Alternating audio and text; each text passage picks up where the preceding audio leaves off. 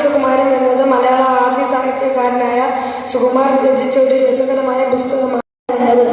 A. Vijayan എഴുതിയ ഒരു മനോഹരമായ ചെറിയ പുസ്തകമാണ് പുത്തിരി. ഞാൻ വായിച്ച പുസ്തകത്തിന്റെ പേര് അമ്മ ഭൂമി. കവിതയുടെ പേര് പുസ്തകപാലനം. വായനയാണെന്റെ ശ്വാസം, വായനയാണെന്റെ നീധാര, വായിച്ചു വായിച്ചു വിജ്ഞാനലോകയിലേറി ഞാൻ നേട്ടങ്ങൾ കൊയ്തെടുക്കും. വായനയ്ക്കായി 1 മണിക്കൂർ മാറ്റിവെക്കൂ. അത് നിങ്ങളെ അറിവിന്റെ കേന്ദ്രമാക്കി മാറ്റും. Doctor APJ Abdul Kalam. 1995 June മാസം 19-ാം തീയതി വരെ ജീവിച്ചിരുന്ന ശ്രീ PN മണിക്കർ എന്ന ഒരു മഹാനുഭാവൻ, അദ്ദേഹമാണ് ഈ വായനാ ദിനം എന്ന് പറഞ്ഞ് നമുക്ക് ആചരിക്കാനും നമുക്കൊത്തുചേരാനും അതിനെ അനുസ്മരിക്കാനും ഒക്കെയുള്ള ഒരവസരം ഉണ്ടാക്കിയത്. അദ്ദേഹത്തെ അങ്ങനെ നമ്മൾ സ്മരിക്കുന്നു. അത് ഉദ്ഘാടനം ചെയ്തതായിട്ട് ഞാൻ പ്രഖ്യാപിക്കുക. ഒരു ഗുരുവും ശിഷ്യനും ഒരു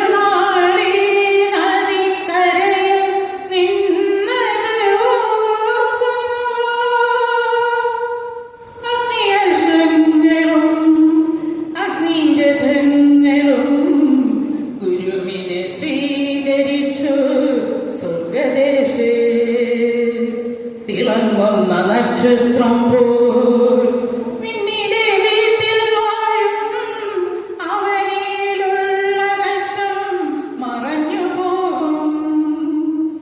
അമ്മയുടെയും മകനായി 1909 മാർച്ച് 1-ാം തീയതി പുതുവായിൽ നാരായണ പണിക്കർ ജനിച്ചു. 1926 അദ്ദേഹം ജന്മനാട്ടിൽ സനാതന ധർമ്മം എന്ന ഗ്രന്ഥശാല സ്ഥാപിച്ചു. അക്ഷരങ്ങൾ ക്ഷണികമാം നേരമിൽ കോരിയെടുത്തു. തീരുന്നതേതവസ്ഥയിലെങ്കിലും നിറനേരമില്ലാത്മനിർവൃതിയായിടും. അതിനാലു തന്നെയാവണം വായിക്ക നീ നിന്നെയാം സൃഷ്ടിയ നാഥന്റെ നാമമിൽ വേദവാക്യമാമർത്ഥം ഗ്രഹിക്ക നീ. വായിച്ചു വളരണമെന്നതുമോർക്ക നീ. അതിനാലു തന്നെയാവണം വായിക്ക നീ നിന്നെയാം സൃഷ്ടിയ നാഥന്റെ നാമമിൽ വേദവാക്യമാമർത്ഥം ഗ്രഹിക്ക നീ.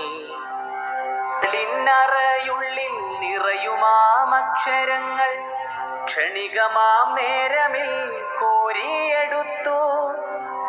തീരുന്നതേതവസ്ഥയിലെങ്കിലും നിറനേരമില്ലാത്മനിർവൃതിയായിടും.